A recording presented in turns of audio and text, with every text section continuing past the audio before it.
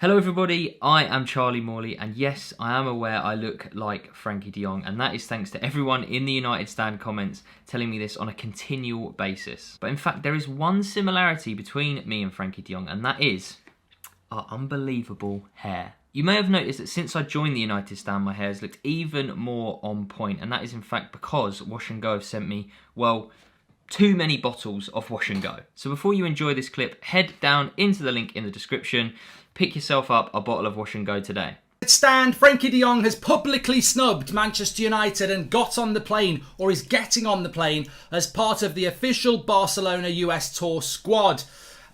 Look, if you've been following me on Twitter, you'll know I am hot and sweaty because I've been on a walk, because just before that came out, I got some information that I've never really refused going live on, but I had to go and gather my thoughts, because if I'd have gone live on that, I normally can rant and sort of hold things back. I wouldn't have been able to. I had to get out and have a walk, because I just would have said things that I don't think you should be saying on a United fan channel, because ultimately, if and when we do sign de Jong, you're basically saying, don't bother coming to our club, you cretin. So, which I don't believe, but at that moment I was just so frustrated that I needed to get out and walk. And look, I mean, this information, it's difficult, and I think sometimes it's good to reflect. I tell you what, if my thoughts on that walk had gone live, it would have been very interesting, but I haven't. I'm massively frustrated here, and there's so many angles to this, and I've got to try and compute it even now and put it into a structured way that you can understand what's going on. So basically, de Jong is publicly snubbing Manchester United. Remember, the deal between Barcelona and Manchester United is agreed. It's the weirdest transfer in the world, but we've agreed a fee. Barcelona have agreed a fee. This is all just messed up. The whole thing is messed up, and it's messing up our season, because this is a player that we have agreed a fee with. Barcelona have agreed to sell him. We've agreed it. It's been agreed for weeks. The fee is done. Even people like Fabrizio Romano, Laurie Whitwell, all these credible journalists, the deal is done with Barcelona. And yet you've got Barcelona acting all like, yeah, he's on the tour. Come and see Frankie. Yeah, we don't want to lose Frankie. We don't want to lose. You've just bloody agreed to sell him 3 weeks ago. You've agreed the fee. So that is it. That is set in stone. United's stance here is, and I don't agree with this, and this is what's made me very angry. United's stance is, this is all games. We're going to stay in it for the long game, and we believe we're still going to get Frankie de Jong. And that is their stance. And that is why I'm angry and frustrated, because at this point, I am of the opinion that we're Manchester United. And I think United... wink, wink. I think Manchester United have this stance, and it's my stance, and it's probably your stance. Erik ten Hag has managed Ajax. Maybe at Ajax you can hang around all summer and well into the start of the season to bring a player like Memphis Depay to your club, and your fans will just be like, yeah, this is great, this is great. This is Manchester United. Look, I've had this conversation. I'm not going to pretend I haven't. This is Manchester United, right? You've got a manager who desperately wants Frankie de Jong and will willingly start the season without Frankie de Jong to get Frankie de Jong at some point. He thinks he's so important to the future of this football club, not just at the first 3 games of the season, but the first 3 months and the first 3 years. He is willing to play the long game to get Frankie de Jong because he is that convinced he is that good a player. Within Manchester United, they want to back Erik ten Hag, but they're also very nervous because they know this is the Premier League, they know the media, and they know the fans, and they know this is a terribly dangerous risk for 2 reasons. 1, what if Frankie de Jong isn't actually good enough for this Premier League? And 2, the damage it's doing to Frankie de Jong before he even holds the shirt up. There is not a disagreement within Man United. They want to get de Jong for him, and we're definitely going into the long game now because he's going on tour. But there is also sort of this feeling that, you know, we are Manchester United, and whatever you want to say about that, this is not Ajax. At Ajax, you can wait until the end of August to buy your best signing, but at Manchester United, fans are hungry for success, and they don't like being basically being the bitch in this transfer window, which is what we are. We're being humiliated. We're being publicly snubbed, all to get one player. I don't think, my stance really is this. I don't think I would like this if it was Ronaldo or Messi. We're Manchester United. I don't like the idea of any player playing us like this for this long and publicly getting on a plane with Barcelona, what is Frankie de Jong's angle here? I'll tell you what his angle is. Frankie de Jong's angle is quite simply this. Let me just put this up, because this will explain you. Frankie de Jong is doing this for money, because he's owed money by Barcelona. He knows Barcelona want to sell him.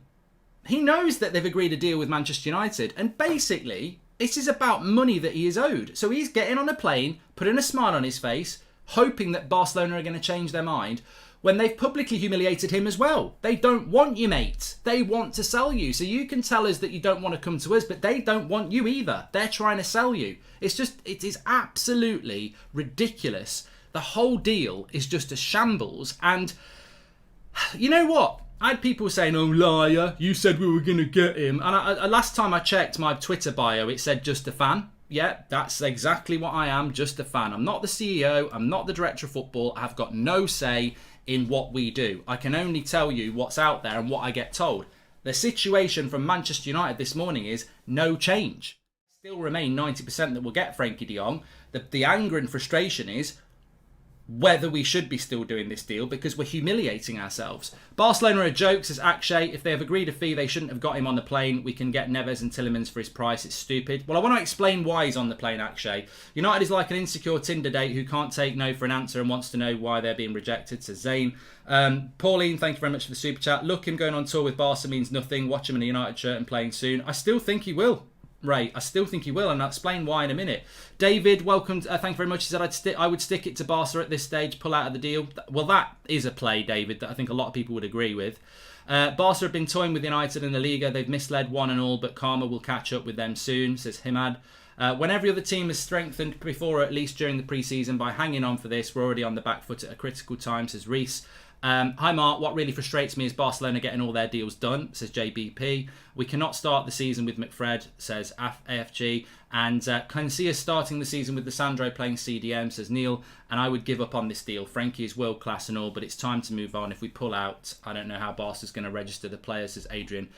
You know what? I think you're absolutely right, and I think a few of you just sort of hit on the head here. Why is this deal still on, and why hasn't it happened? Right. So let's explain that first. United trying to take emotion out of this. Joshua says you can't blame de Jong for this. They owe him about 15 million. Yeah, let's just break this down, Joshua, into what's happening, and then everyone can make their own mind up. So the facts are this: Barcelona approached Manchester United in late April to say that they want to sell Frankie de Jong. Are we interested? Manchester United speak to Erik ten Hag, and he says yes, we are. We start negotiating with Barcelona. Frankie de Jong never wants to leave. Doesn't want to leave, and that never changes. But he starts to accept that they are going to sell him, and conversations take place between Frankie de Jong, Erik ten Hag, agent Manchester United, and we basically agree that if and when he joins United, this will be a wage, massive part of the team, and everybody's reasonably happy with that. But de Jong says, I still want to stay at Barcelona. Fine, they want to sell you. When they sell you, you'll come to us. Okay, that's all verbal conversation, right? Then what happens is Man United finally get to a point where they agree a fee with Barcelona a couple of weeks ago, because Barcelona basically keep Manchester United waiting for 2 months until they sort out their financial levers. United agree a fee with Barcelona. Frankie de Jong gets on the plane today to go on tour, and United are like, we are going to wait and see what happens with this, because we still know that Barcelona want to sell. Frankie de Jong will not leave to come to Manchester United because he's owed money by Barcelona, and Barcelona don't want to pay that money. So effectively, de Jong is like, I'm a Barcelona player under contract, you owe me money, you can agree fees with who you like, I'm not going until you pay me the money. Barcelona are like, well, we'll take you on the tour then, because we're not paying you, and yes, we've got a fee agreed with Man United, but we'll play the long game as well, because we're in no rush. And Man United stupidly go, yeah, we're in no rush as well. We'll wait and see, because ultimately we think at some point in August he will join us. And we are talking August now. And this is my frustration, and I'm fuming. I'm absolutely fuming. We are talking about August for Frankie de Jong. They're on tour until fucking August. Now, he might come back, but what's going to make him come back? If he's getting on the plane, it's not like when they get on the plane, the Laporta's going to walk down the aisle and go, Frankie, there's your 17 million in a parachute. Go down to Manchester on the way past. Like, this is going to run and run and run for now. And I don't know why Manchester United don't just pull out, because, hold on a minute, Chelsea aren't interested. Bayern aren't interested. Now, if we pull out and Chelsea say, OK, we'll take him for 50, well, Barcelona lose a bit of money and he goes to Chelsea. But he'd go to Chelsea anyway because they're a Champions League club. If Chelsea get a better deal than us, it's because they're a Champions League club. I think United really are bending over to Barcelona here, and we need to start playing a power play, and we should have done it already. Why are we letting him get on the plane? Why are we saying to Barcelona, you carry on having your little argument with Frankie and we'll wait in the wings? It's farcical. It's just more...